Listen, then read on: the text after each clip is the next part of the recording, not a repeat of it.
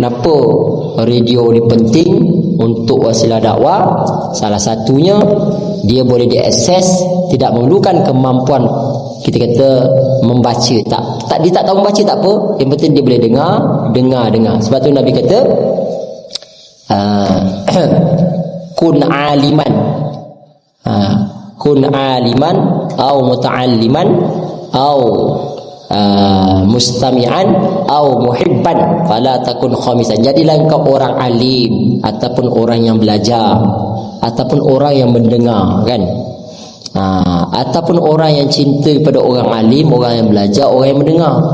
Yang keempat tu, fala takun khamisan, jangan kamu jadi orang yang kelima. Semua tu tak ada, ilmu pun tak ada, belajar pun malas, mendengar pun tak nak, dia tak cinta pun kepada kesemua tu, maka patuh binasalah dia.